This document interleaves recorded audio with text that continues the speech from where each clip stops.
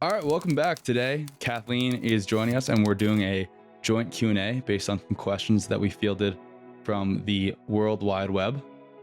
But first, we wanted to start with just a general background on kind of our philosophy and I guess what we're answering these questions for and who we're answering these questions to. Kathleen, do you want to take us off there? Yeah. So I think it's important to remember that in life, things operate off of a normal curve. And so most people are inside, the norm of the normal curve, but you're always going to have the tails, right? You're going to have the displacement from the mean, so to speak. And yes, with enough of these tails, you become an outlier. And so the individual nuance really comes into play. But I think for most people and the people that we've spoken to, worked with, and yes, we do, of course, acknowledge that we have, the self-selection bias, just like everyone else does. But for the people that we've worked with and spoken to, these are the big things, the big like movers that we see, that the 20% or the 10% that drives the 80% or even the 90% that people say that they're doing, but they're really not doing. And so that's why we keep highlighting kind of the same things over and over again. And then where we kind of go back to the, nuance. And so this is when you're talking about the person, that's where things like the foods you objectively do well with, the fact that we talk about ranges, the fact that we talk about, slowly work to a number and then go from there based off of how you feel, the fact that we talk about the slices of the pie and that you can have the biochemistry side, the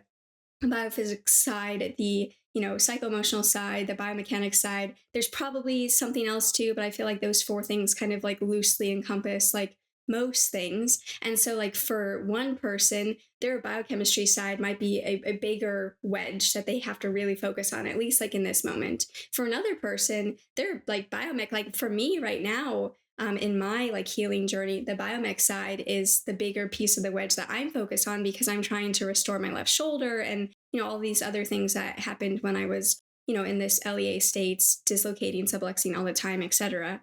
And so you have to kind of figure out like where do you fit into this piece of the pie, and then really go at that, and then but focus on what are these prime movers that get you there, because like what we were talking about the other day, people think that they're doing self-care, but it's like, are you really doing self-care, or like especially the self-care that moves your needle forward, or are you just kind of like doing things that maybe you enjoy and like, when those things are of course important, but like do they actually have a benefit, like a net benefit on your health? And sometimes they don't, and that's okay. And we have the time for it. But for the other things, it's like, okay, well, we kind of want that net benefit.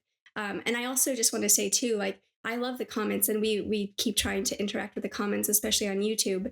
I would just say, like, if you leave a comment and you disagree with us, like, we're not saying that we're the end all be all and we know everything. Like, if anything, we're having these conversations to kind of suss out more of the information and to build our knowledge. And so, like, if you disagree with us, please like explicitly say, like, I disagree with this and this is the reason why, so we can talk about it. Because I think Hitchens had that great quote that's basically, what can be asserted without evidence can be dismissed without evidence. And so if you basically just say like, I disagree with this, well, it's like we live like a 50-minute podcast type or discussion type thing. Like, what part do you disagree with and why? And then we can go from there, because I think at the end of the day, we generally probably mostly agree, or we have a common ground with a lot more than we think. And it's like moving us closer to that common ground. And again, that like 10 to 20% that gives you the 90 to 80% effect. So kind of high level discussion. But and it also, like, we've of course discussed the nuance of like, are you in the spectrum of the LEA, are you in the like metabolic syndrome side, or are you more in the CFSME side? And like the way that you approach that can be different based off of where you are. So yeah. It's funny you bring up Christopher Hitchens, because I've brought up a quote of his recently that is, in life, you must choose your regrets, which I really like that one as well. Yeah, that's great. I'd not heard the one you mentioned. Yeah, I think it's so true, because it's like we want to have this discussion and like maybe have other people on to discuss like different things Yeah. and stuff like that. Like obviously there's always warring and stuff, but again, at least in the like people that we seem to attract and come to work with us, like these are the things that we find really help them and like really help move their needle forward. And yes, like it may not encompass everything, but it is a very good foundation that then someone has to like move off of to go explore some of these other avenues and stuff. I mean, all the time, like with our one-to-ones or the transform ladies, like we keep seeing like, oh yeah, I used to have these problems, like even now the fact that the transform ladies are in the cut, like a lot of the things that had cleared up during phase one, they're like, oh my goodness, these things are coming back again. Like, what is this? And so that really just goes to show you when you are consistent. And, with transform, like, yes, we talk a lot about the biochem, like to the food side, but we also have tasks in there for them for steps and for sunlight and sleep and all that stuff. So it encompasses a lot of things. But it's like, if we get these like big movers like settled, like it really has a very positive impact on our health. And so, that's the biggest thing that we keep kind of like trying to push forward, where it's like, until you do these things, like, why are you out there trying to find the super magical supplement or like the super magical gadget or like whatever it is, So I think that, yeah, I just wanted to say that. Obviously, we can't say this during every single discussion. And so it's always going to be missed in the weeds, but it's Yeah. such as life. Yeah. A good rule of thumb is that if you find part of what we're talking about irrelevant, it's probably the least applicable to you. Yeah, but that's the thing. That's the thing that I keep saying. Like, why are you listening to this discussion if it doesn't apply to you? Like, it's just not for you. Like, go find someone that is for you right now, like your headspace where you are in life, and like do what they're doing. And then maybe you come back to us, or like maybe you just keep moving on, and that's great. So, Yeah. yeah. Anyways, I understand that people are always like, oh yeah, we talked about this with like injuries and stuff. It's like, oh yeah, I found the like super secret sauce, like everyone needs to do this, and so you want to like share that because you're so excited. And in many ways, like I understand that I'm biased in that way as well, coming out of the LEA. And thankfully that was a huge missing piece out of the reason why my health was so bad, poor and stuff. But I have also always acknowledged that there are other possibilities, but we just think, or I for sure think that this is like a big foundation, like Maslow's hierarchy of needs type thing. Like this is a big foundation that you can build off of. And until you actually have this, which again, most people don't, even if they think they do, it's kind of hard to build. So Yeah. I think the other big confounder, which we've discussed before, is time as well. So mhm, a lot of people will say they tried this lifting routine and maybe it is the magical thing that they needed, but it also might be the magical thing they needed right now. right, So if they flip flop 6 months from now, that new thing might be the thing they needed right then. But there's exactly. also the confounder of time, which is just like if they just kept lifting for a year, they may have ended up in very close to, if not the same place. Exactly. Yeah. Especially with how slow gains are after that Yeah. newbie phase. Yeah. Yeah. Yeah. Yeah. But the same thing with health too, right? Because like, cell cycle turnover, it's like the cells that have the shortest cell cycle like time, like you're going to see probably the biggest movement in those things. And that kind of is telling you like, okay, yeah, we're probably on the right track. And then the ones that take longer, well, then it's just going to take longer to see the improvement on that. And so again, it's just the consistency, putting in the reps, like showing up, like all of that stuff. So It's crazy how many things I've been walking into since going into the cut, which is funny because I used to be more of a klutz, and I have just been like falling all over the yeah, place. And I'm like, this is just like, why is this happening? And then I was like, this I had forgot. You forget some issues used to happen to you. yeah, Like yeah, it's crazy, and you wouldn't unless you had knowledge of it that this is related to a low energy availability state. You would have no idea that I'm actually cutting, and this is right. probably playing into my lack of motor coordination. Yeah, I know. I think I've said this before, but I used to run into thing all the time. Like, and I would get these like huge bruises, especially on my legs, and that's tied to lipedema, which I know we're going to talk about a little bit today. But like, I'd be like, my husband would be like, "Where did this come from? Like, why is this happening?" But yeah, I would just like run into the wall. It was almost like my brain did not understand like the how big I am. And like not saying I'm a big person obviously, but it was like it just didn't even understand my physical dimensions in space. So I would just like run into the wall or slam my head into something, it was pretty bad. But yeah, with the symptoms, it's like we're only focused on the thing that is like plaguing us right then and there. And it's like, but that could be infinitely, or not infinitely, but I could be like way better than where you used to be. But you're like, well, I don't deal with this anymore, so that's not my problem. But yeah, I think it can be helpful to like keep a symptom like checklist and be like, oh yeah, I haven't had this in a while, just to show like how far you've come. I was listening to some podcasts, and they're like, I guarantee you, if I said I was going to pay you $1,000 for you to like find all of the improvements you have and stuff, and like what you've gotten better on, like I guarantee you would be able to like list out tons and tons of things. But it's the fact that we just don't think about these things that is the problem. And of course, that means like that's a good thing. We want to keep addressing things, but I also think sometimes or many times in the kind of health space, alt health space, people get into this trap of like, well, there must be something else. Like there must be something else that's wrong with me. And that's why I'm always a big fan of kind of defining, what is like health to you and what does a healthy life look like to you. And so you can say like, okay, yeah, I'm pretty much meeting this. Like maybe I need to stop consuming all these podcasts or like whatever and just like go live my life. And yeah. Yeah, I agree. I think that's essentially practicing gratitude too, like being happy for where you are and where you've come from. But we don't have to get into that today because we have a Q&A from users submitted on the interwebs. The first one is from Tyler Woodward _fit. That guy's handsome. So there's everyone or people might be familiar with the concept of fat oxidation or fat burning versus fat loss. So we have recently been talking about intra-workout hydration, which I've always done in the gym. I've been running a lot more recently, and I brought some carbs, my fizzy lemonade, eighth teaspoon of baking soda before we get comments asking about it. And it tastes really good. I also do some apple cider vinegar, which also seems to add on to it. But do you think we're in a cut right now? The goal is to be oxidizing fat more and eventually losing fat. Do you think that theoretically in this fat oxidation workout, zone 2, where you're supposed to be, burning mostly fat, do you think supplementing with sugar could be a negative in the context of that when you're trying to lose fat?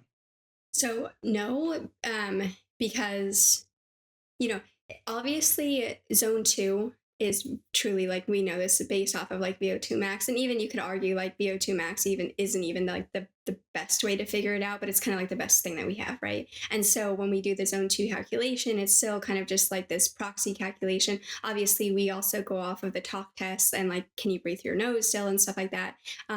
So it is very likely that even though you think you're in zone 2, that sometimes you're dipping into zone 3, maybe not so much zone 4, but definitely zone 3. So you're definitely going, and also just because zone 2 is primarily aerobic oxidative, that doesn't mean that you're not doing any kind of glucose metabolism or amino acid metabolism, right? It's just the relative ratios. And so having that little glucose coming in, I think can be really helpful from that standpoint, whether it's you're dipping into zone 3, so you're starting to use more glucose or starting to shift those ratios, or the fact that you're just always doing some background amount of glucose metabolism. Plus, I do very much believe that fatty acids burn in the flame of glucose or carbohydrate metabolism. That doesn't necessarily come from like the oxaloacetate argument that was like originally put out. Yes, do I believe that it is easier to synthesize oxaloacetate from pyruvate from glucose because it comes through by pyruvate carboxylase? Yes, of course, but you can go around the TCA and make oxaloacetate, so you can do it with fatty acids and amino acids as well. But I do think it's probably a little bit more efficient. I don't have any numbers to quote myself on that, so don't maybe take issue with me on that, and we can have an argument about it on YouTube discussions. And then plus, then you have the NAD to NADH ratio, and so that goes back to glucose metabolism too. Then plus you have the CO2 production. We obviously produce more CO2 with glucose metabolism. So from bore-haldane, you're able to bring more oxygen to the cell, and then offload more CO2, more metabolites, all of that stuff. So there's probably more reasons, but that's just kind of like off of my head why I think it's still beneficial. Plus also like even just from the like psychological effects, because we know that lifters, maybe power athletes, if they just like put a sweet like liquid or whatever in their mouth and then they just spit it out, so they don't actually swallow it, so they're not, maybe they're getting some transient like sublingual absorption of the glucose, but probably not much, right? But just that alone is enough to kind of get them moving more and getting, pushing more. And so probably from a psychological standpoint as well. So yeah, I think there's probably many reasons why it would be beneficial to have some carbs. Plus with your fizzy lemonade, you also have some, bicarb coming in. So you have a little bit of buffering potentially there, and producing CO2. So potentially that's also helping with bore healthing as well. Plus the fact that you have sodium coming in, and that can be obviously helpful when it comes to everything, right? Yeah. As an electrolyte, especially, using glucose in, with insulin, but also for the insulin independence glucose transporters. So yeah, I think there's many reasons why, the fizzy lemonade really helps. It would be interesting to see, like, so I know with like cyclers, like the endurance athletes, they use a lot of like fructose and glucose type mixes. Probably the fructose restoring glycogen potentially. I don't know, like, you know, if that to me makes as much sense to do that. Like to me, I would just be like, okay, why not just have glucose come in and then have the glucose readily available to use? Like, why are we trying to synthesize glycogen? Maybe it obviously works because they use it, right? But I'm curious to see like why exactly did they settle on those things. But yeah, it definitely does seem to help to have it. And that's the long story short. What I was going to say is that's why I like lemonade versus if someone were to try like a different kind of fruit juice, because obviously lemonade is going to have a slightly higher or more glucose to fructose. The other thing about lemonade is obviously you have the citrate, and the vitamin C a little bit at least. So I think those are all potentially positive things to have while working out. Yeah. I also thought it would be interesting to do a little bit of a combination between the orange juice and lemonade just for some added potassium Yeah. in the solution. And I also think I couldn't believe how much better I felt. It felt so much easier. Also, Yeah. when I was drinking, it was crazy how thirsty I got. Cause usually I'm not thirsty on the run, but as Yeah. soon as I took one sip, I was like, oh, this is so good. Yeah, you're like chug chug. Yeah. Yeah. Yeah. I wanted to. I was like, okay, you get a sip every mile, Yeah. essentially. I only Yeah. have one cup. We're in the cut. Yeah. Not me, thankfully. Oh, no, Yeah. I'm right, but everyone else, yeah. Yeah, and even just talking to some of the ladies, doing Transform, and obviously others I've taken through one on a one-to-one with the cut, like, if we can, sometimes you start to feel not great when you're lifting in the cut. And so if you can kind of like put a little bit of carbs before the lift, that can be really helpful. Obviously, we're kind of like limited on carbs. And so, or just calories as a whole. So because of that carbs. And so, uh, if you want to keep some carbs for before bed so you can actually go to sleep and stay asleep. So it can be kind of a challenge to move things around. But even, 10 grams of carbs, like 20 grams of carbs, something like not all that much can be really helpful. Before and during a workout, especially when you're cutting, just to kind, because again, when we're cutting, we're just looking to maintain the weight and the reps used. So that can be really helpful to do that. Yeah. So if I were to sum up essentially what you said, please disagree with anything that you don't agree with. You would say that essentially having the extra carbs probably doesn't inhibit the aerobic oxidation, the fat burning that's happening naturally during zone 2, which we want. It also, in terms of calories, it probably is helping you to burn more calories during that phase potentially because you have an extra sugar input.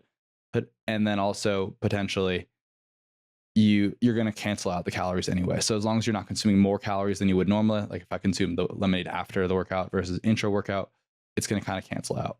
Yeah.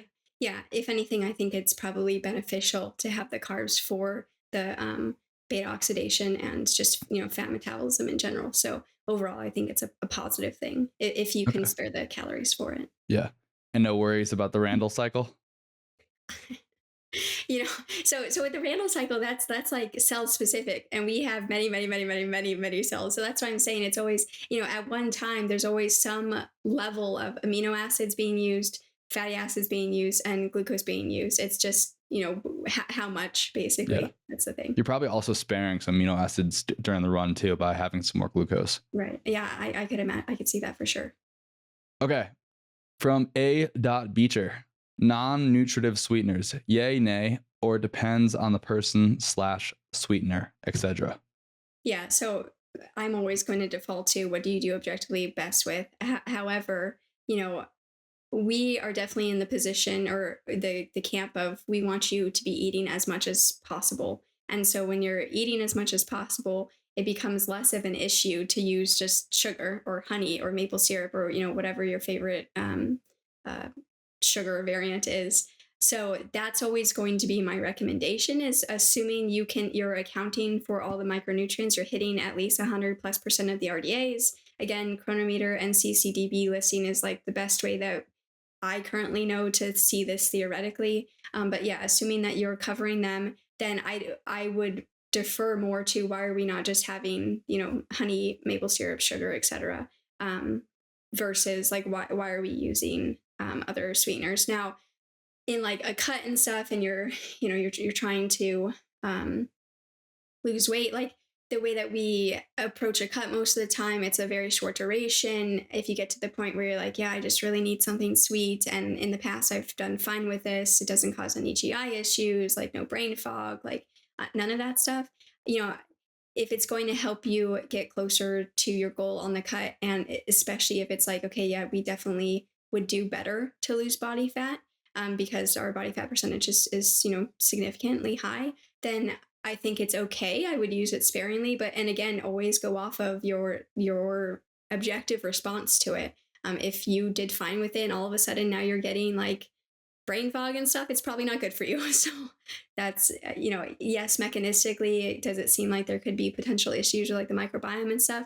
Yeah, but again, it's like the microbiome like changes so quickly that like even if it was a short amount of time to help get you through the cut, I think it's okay. But again, it's always this cost benefits like scale analysis of like, okay, how much can my system take, like how robust is it basically. And yeah, and so again, that's where the nuance of the person comes in, I guess. So. Yeah. I also think non-nutritive sweeteners generally taste like crap from a more scientific perspective than anything that Kathleen just said. Just kidding. But No, I I also think, agree. yeah, It tastes I know, I was joking about the scientific perspective, but the quintessential argument here is like, okay, Coke Zero versus Coke. yeah, And if you don't think calories are bad, which a lot of the people recommending Coke Zero is, and if you don't think sugar is bad, which we don't, right. then what is the benefit to Coke Zero if you can hit your RDAs? And like I was eating, and I would like to be eating more at maintenance, 700 grams of carbs. Yeah, So for me to get, I don't know, let's say a glass of Coke, 50 grams of carbs, maybe. yeah, something like, I don't know. Like Let it's me not see. really a big deal. Yeah, And sugar and maple syrup and honey are slightly better. All right, maple syrup and honey are slightly better than sugar in terms of nutrient composition, right. and they have some interesting enzymes if you can get raw honey, possibly if you do well with it, which might be a reason you tolerate honey versus better than maple syrup or sugar. Some people do better with maple syrup because of the higher glucose to fructose ratio. Either way, just like kind of figure out what you do best with. We don't see any real benefit to the non-nutritive sweeteners besides maybe the context of a cut if you can fit it within your RDAs and calorie intake. Yeah, yeah, and in the context of the cut too, it's like, because we have a lot of ladies going through this right now. It's like, are you actually looking for something sweet? Is this more of a psycho-emotional thing? Like, is this more the crabs in the bucket trying to pull you back in? Like, there's a lot there. Like, it's not just about, at the end of the day, it's not just about the fat that you're trying to lose, right? There's a lot more there. So yeah, so a 12-ounce can of Coca-Cola contains 39 grams of sugar. So Okay. about 10 teaspoons. That's a Um, drop in the bucket for me. yeah, yeah, And you at this point. yeah. Uh, okay. This one should have answered this one first. From Matit Termer. How would you feel a longer bike ride? Would you just use sugar? So we kind of just talked about this, but is there anything you would add? Yeah, so again, I would default to the people that do this, like, and have kind of optimized this, and it seems like most of them use kind of some split of like a fructose and glucose type thing. So that's what I do, and you know, uh, or you use like what Tyler did with the fizzy lemonade. Like again, it goes back to like finding, what you do best with. Like, are you, if you're going to use this like gel type thing, that's like a split between glucose and fructose, like maybe you don't digest that well, but like maybe you have no problem digesting lemonade. And, I like lemonade too, because you can also put a tiny, or not a tiny bit, but you can put like a small amount of Greek yogurt in there and just mix it up. I got that from Kate Lee from Nutrition Elements, and it's like really good. And then so you're getting like a little bit of amino acids, you're getting some calcium, some magnesium, potassium, and then obviously the lemonade side of it too. So yeah, I it get again, it just goes back to like, what do you digest well and what seems to work with you. But I would, I would first default to look at what they're doing and then kind of try some of that and then modify it based off of what Yeah. you need. What I'm planning on doing when I have more calories is I like the fizzy lemonade. I'll probably do a second cup of that. Might try it with the orange juice, as I mentioned. And then I'd like to make gummies Yeah. because that's essentially what the gels are. And then you Right. get a little bit of amino acids. I also think that could be a potential benefit of the orange juice too, because it has like the keto acids in it. Yeah. So prevent a little bit of muscle loss, fuel your body a little bit more, and kind of just play around with things like that. You sent me a book by the Hybrid Athlete by Alex Vieta. Yeah. He has a whole formula in there. I think he likes theanine, he likes some magnesium, likes some bicarb. I think he may have some B vitamins in there, and then maybe some BCAAs too, which he said tastes like crap. So there's a bunch of formulas. I would probably defer to the people that really specialize in this. BPN is an endurance athlete supplement company that seems to be pretty cool. I like Nick Bear too. He's a kind of a beast. Nice. Do you know Nick Bear? Yeah, I've seen his stuff. Yeah. Yeah, he's an animal. Okay. Root causes of reactive hypoglycemia and how to manage. Yeah. Can you define reactive hypoglycemia before? Yeah. Yeah. So reactive hypoglycemia is basically, I don't know the exact time, but there's some time after, I'll look it up in a second, but there's some time after you eat that you end up going from, your blood sugar comes up and then it goes into the hypoglycemic range. And, the hypoglycemic range, obviously there's a lot of debate about this because there are people that are on very low carb keto that their blood sugar can be really low, like 40s, maybe high 30s, and they're fine. So with hypoglycemia, it more seems to be the fact that your blood sugar is changing rapidly. That seems to be the big issue. And then also the issue of like, okay, blood sugar is changing rapidly, dropping rapidly, basically. And then trying to convert enough enzymes, like pathways over to do more, fatty acid oxidation and use ketones, produce ketones, all of that stuff. I do also wonder a lot about like the micronutrients involved with fatty acid oxidation, ketone use, ketone synthesis, and then use. Like I've said before, I used to have big issues with ketotic hypoglycemia. So I would be hypoglycemic, so not reactive. I would like wake up in the morning with hypoglycemia. I've been my lowest was like 34 or something like that, like pretty low for someone that's not on a ketogenic diet, right? Like Yeah. obviously I am still a little bit wary of people that are that low on a ketogenic diet just because it's like what happens if something goes wrong and you really don't have much.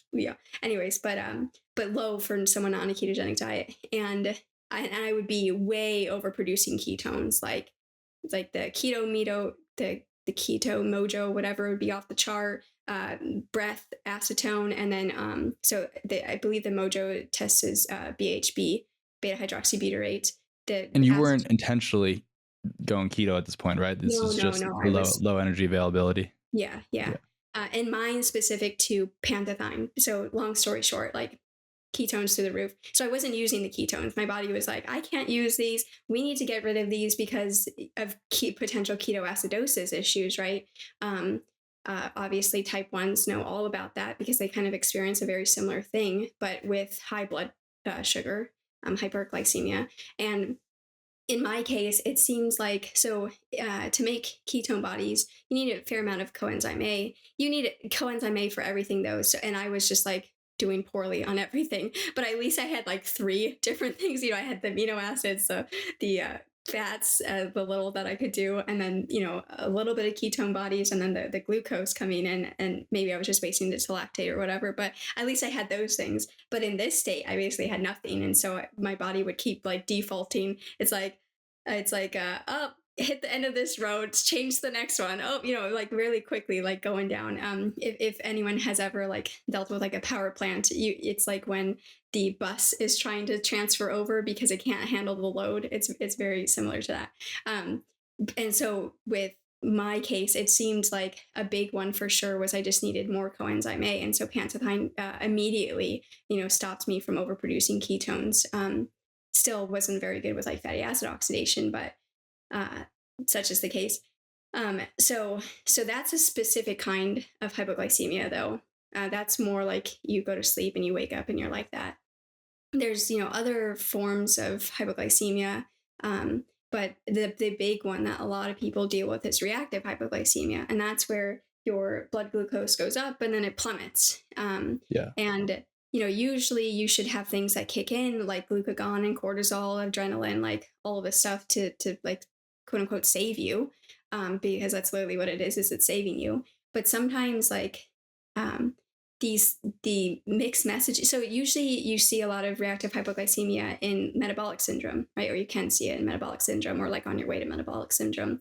And so again, like what we were talking about on the cholesterol one, like you basically have all of these signals flying around the body being like, save me, like help me, something's not right here, but you're like not responding to it. And so either you're not mobilizing that fuel because you're not responding to glucagon, adrenaline, cortisol, etc., or you are responding to it, but you're not, synthesizing enough ATP, etc., from it. And so so you basically keep going lower and lower and lower.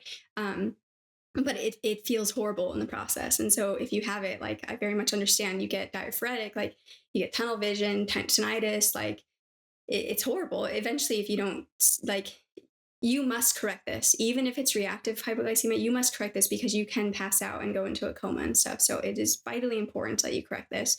And then again, continue to work on your metabolic health to try to figure out like why is it that you're having this. Now, in terms of the actual mechanism as to why this is happening, there can be numerous reasons, right? There's something called dumping syndrome where your stomach basically just like dumps its contents into the small intestine, and that can cause issues with reactive hypoglycemia. There's people that have like vagal nerve issues, and as they're having like a bowel movement, they can get reactive hypoglycemia because for whatever reason the bowel movement stimulates the vagal nerve, which then stimulates a bunch of other things, and then you have this. But a big one seems to be, so again, we've kind of talked about this, so I'm just going to gloss over it really quickly. GLUT4 is not the transporter into the pancreas. GLUT2 is. GLUT2 is. And so based off of when you first eat and you get that kind of transport of glucose into the pancreas, how much ATP the pancreas makes, the beta cells make, that's how it knows, like, okay, I need to release this much insulin. And so you have the pulsatile insulin release, right? So you have the two pulses of insulin, the first like kind of smaller one, and then the bigger one that starts to partition resources and stuff. And so I think a big potential issue is there's something going on with GLUT2 making ATP so GLUT2 into the beta cells, and then once the beta cells have the glucose, like making ATP from it, so then it's not getting like a solid signal, and then it starts to realize like, oh, there's a lot more here than I actually thought, and so then it keeps just releasing more and more insulin, and that's the reason why. But again, cells don't only use GLUT4, the insulin mediated one. So GLUT1 is the universal glucose transporter. It doesn't need insulin, and again, even with GLUT4, it's conditionally insulin mediated or needed. So yeah, so there's a lot going there. So again, how do we fix this? Like it goes back to kind of everything that we talk about here. Like you have to figure out like, is it a micro issue? Is it a macro ratio issue? Is it a sunlight issue? Is it a circadian issue? Is it a sleep issue? Like, all of those Lack things. of muscle. Yeah, lack of muscle, exactly. Yeah, because the more muscle you have, the more quote unquote glucose and insulin sensitive you are because of GLUT4. So yeah, there's a lot there. Again, I will just say though, if you are experiencing this, immediately deal with it because you don't want to pass out. And then from there, and deal with like it by going and getting more sugar. Yeah, eat something. Usually people immediately go to orange juice, which I never understood that. Like people, when I would become hypoglycemic, they would give me orange juice, and I had to be like, I mean, it makes sense because obviously there's some glucose and you got the fructose and stuff, but a lot of type 1s, they carry around like glucose tabs and they just like eat them.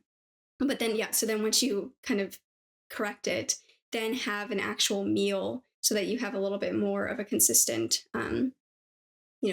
a consistent blood glucose curve, that you're not like going up and down and stuff like that. And the other thing too is really pay attention to the meals that make you feel good and don't make you swing all over the place. And, obviously the glucose goddess has her views about what, potentially can help with that. And so maybe look at that stuff and see if it helps you. Like, I'm all for it if it helps you. But again, the most important thing is finding what you do best with, because like for me, starch was the thing that I did best with, that, maintained my blood glucose like spot on. Like, no, I wouldn't have reactive hypoglycemia, but you'd see the kind of peaks and drops and peaks and drops and stuff, where starch is definitely more for me, like, oh yeah, consistent across and Yeah. stuff. So yeah. I think I do better with both, honestly. Like a little bit of a sharp spike from sugar, and then the starch kind of continues to flame, and then fat and protein after seems to be. Because I've told a lot of people I've done the Greek yogurt for a long time at lunch, and I always did fruit, and then I added more honey, and then I kept adding and adding more things. And it wasn't until I added cereal Yeah. that I actually felt satiated by it. I finally was like, let me try a starch in here. And I tried sourdough. For whatever reason, sourdough doesn't satiate me except at breakfast. At breakfast, it's good. Any other time of the day, I just could eat the whole loaf. So we'll see how baking a loaf after this. So we'll see how that goes. Yeah. But the starch in combination with the sugar, I do really well with in particular. Yeah, I think a lot of people do. And, people will play around with like protein first, vegetables first, like whatever first. And so again, it just goes back to, what do you objectively do well with? What is, satiating to you? What is energizing to you? And what isn't? And then, eat more of the things that are and eat less of the things that aren't. Like oatmeal, I used to do horribly with, but now I do really well with. So it just depends. Yeah, I've had a good amount of foods like that too. For a specific recommendation for you that might serve you really well, which Kathleen was sort of alluding to, is a food and mood log. So what you eat, how you feel after, maybe that goes up until your next meal, and definitely marking when you're having these reactive hypoglycemic events.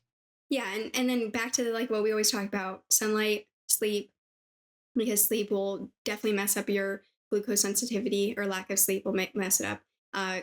Log on chronometer. It doesn't have to be every day. Like, choose one day a week, log on it, see if you're hitting the RDAs, and maximize that. Yep. Okay, I'm going to rope a couple of these questions together. These are from Verve Laravav Lavita. That was not his name. And Ellie Beasley. They asked how to address calorie/carb increase while breastfeeding without gaining fat after weaning, and also how can reverse dieting make you not gain weight? Why do some say it doesn't work? Yeah, there's a lot of people that say just like jump up to the calories and get out. I am, of course, like a proponent of getting out of the LEA as fast as possible. Sorry, for whatever reason, I have a tickle in my throat. But the issue with that, and we've talked about this on the MSE podcast with Ash and Sarah, is that it does seem like there are potential, again, I don't want to nocebo people, the potential health risks or issues by coming out too quickly. So that is one big reason why I'm a fan of going slower. I also find that like if we go slower and pair it with like movement and stuff, we can eventually get even higher in calories, and we get the positive metabolic adaptations from that. With breastfeeding and calories, so it's just one of those things where like, okay, as you're starting to breastfeed less, you just adapt basically, right? So like you track, and then you track your weight, and it's like, okay, if I'm starting to notice that my weight is actually going up, and again, you see fluctuations all over the place, so don't take one day. Like if you see a 2-pound spike or a pound spike, like that's probably not fat, it's probably just water. So don't take, like, you're basically watching the average. If you're seeing the average start to creep up over time as you're starting to reduce breastfeeding, then you probably just need to do a little bit of a reset on your calories. Like maybe you've been drinking a lot of juice or something, or even soda or something like that. And it's like, okay, maybe instead of the juice, we have actual like fruit instead, to make up the volume and satiety and stuff. So yeah, it's kind of like auto-regulating, right? You just kind of, as breastfeeding starts to drop off, you just kind of match it. And that doesn't mean that like you won't be able to eat the same at the end of breastfeeding like I did. So, it kind of just depends, right? Yeah. Yeah, I would just add on a couple things. One, what you're essentially saying for the why reverse dieting doesn't work is that most people are going too fast.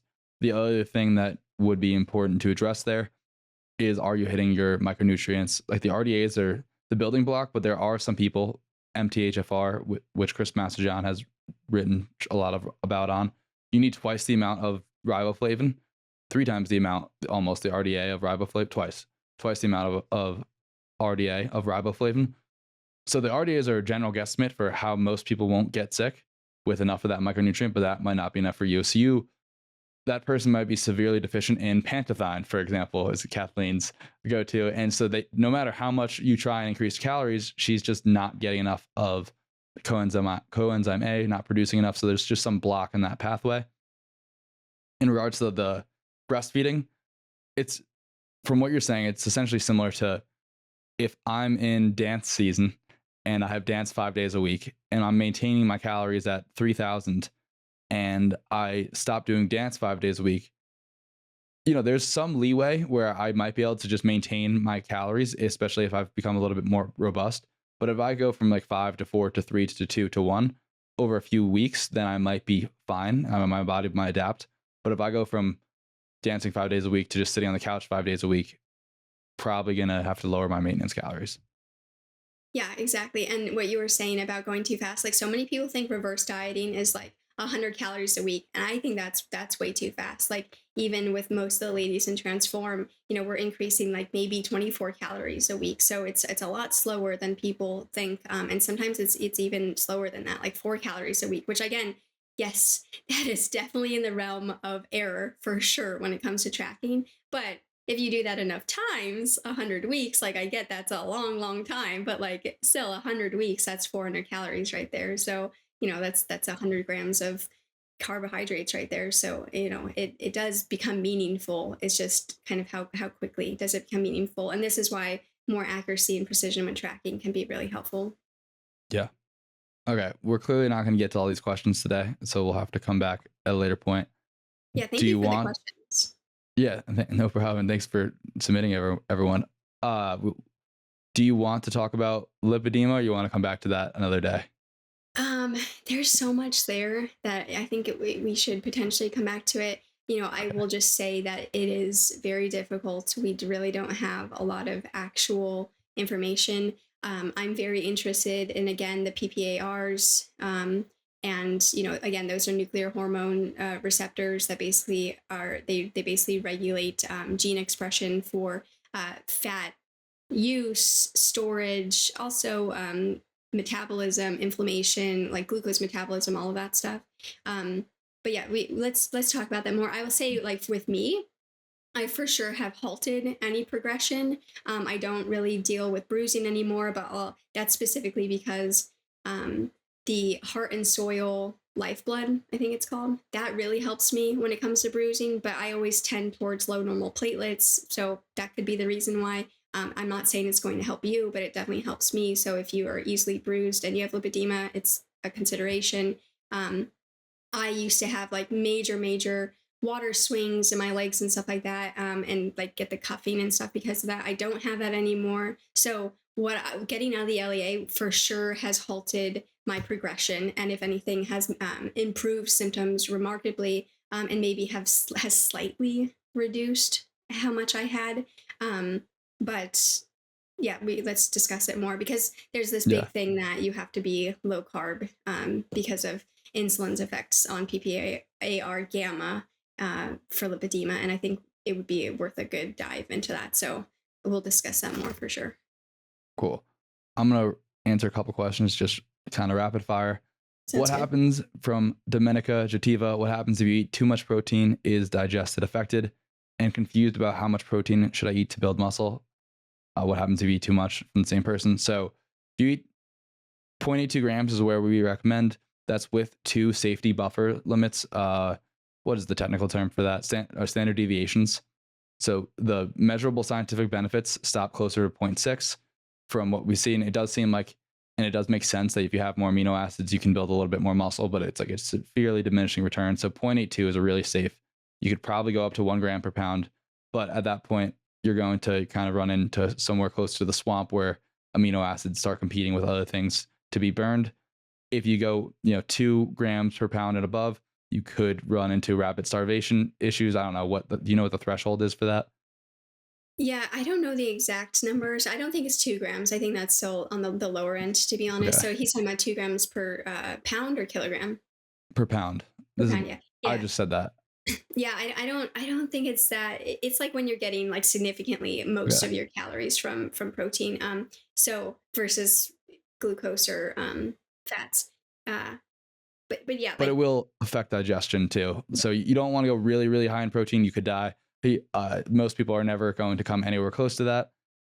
But there's really no need to get even the craziest protein zealots at this point are saying no more than 1 gram per pound, I think. And I think 0.82 is a much more happy medium. yeah. And in terms of like digestion, people will say, oh, you can only digest like 35 grams or something like that at a time. But what they're really, I think, talking about is that if you're trying to hit the mTOR leucine threshold, that's about for most people like 20 to 40 grams or so. It's based off of your body weight, something like 0.03 grams to like zero point zero 0.08 grams per kilogram or pound. So anyways, it's the leucine threshold for mTOR, and it's about signaling mTOR because they thought if you signaled mTOR over and over and over again, that's going to cause you to just put on muscle mass. We're starting to figure out that maybe that's not necessarily true. But you can eat more than that at one sitting and digest it. It's just like Yeah. what are you using the amino acids for? We're definitely more a fan of keeping carbohydrates and also to an extent fatty acids higher. Yeah. Okay. Last question for today. We have 4 minutes. Would you rather answer a question on SIBO and digestion and herbs or about fat metabolism? Let's shoot for fat metabolism I because know you're going for that. yeah, Okay. that's a long one. Two questions based on it. I'll rope together. Do you need to consume zero point 0.8 grams per kilogram in order to raise metabolism? And then the other one is there a fat grams per day not to go below for GB health mainly? I don't know Yeah, what we GB have is. this probably gallbladder. Oh yeah, okay. Yeah, yeah, yeah. Um, so okay, we it depends on your weight for the bladder question. I would say like in general, I probably would not go below 20 grams, but really this hedges on the argument of are you getting sufficient fat solubles? And again, like you could arrange your day where like maybe you maximize vitamin E. But then there's oh my goodness, there's so many things here. We might have to continue on the next one. But with like vitamin E, I definitely believe that you don't need as much vitamin E depending upon your PUFA stores, how much you're making, and then how much you're eating. So that's the first thing. You can also get vitamin E, obviously, from like cranberry juice and broccoli and stuff. So, okay. Vitamin K2, um, our microbiome is supposed to synthesize it for us, depending upon how much we get. So like maybe you need to supplement that with food. So that's that. Vitamin D, obviously, from the sunlight. So that's that. And then vitamin A. So maybe you have like, a couple days a week where you like focus on getting slightly more than the RDA for vitamin A to make up for it.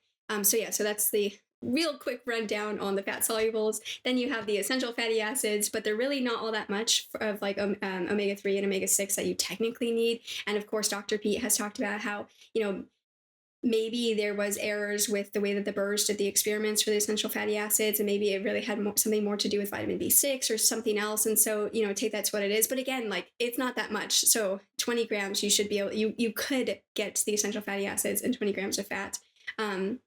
No, you do not need to get 0.8 grams of fats per kilogram to health recover. It's just like one of those like big kind of defining lines that it's like maybe work to this point and then see how you do and then diverge from there based off of what you need. I think that was rapid fire, like Yeah, answering that it. was great. Yeah, if you have more Yeah. questions about it, like please ask, and then we'll cover it in the next discussion. Yeah.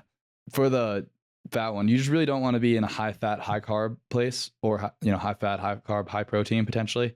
And so, and what we're finding is though, a lot of people is even though a lot of people don't want to give up their fat, when they end up lowering their fat intentionally, getting to that number, they just keep doing better. And then a lot of the women in the group who previously were saying, I can't do this, like the fat's way too low. How do you do this?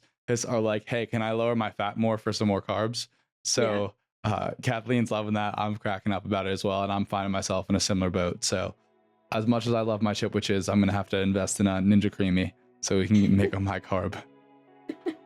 Exactly. Awesome. All right. Thanks, Kathleen, for hopping on. We will continue this next round. Until next time, guys, be good.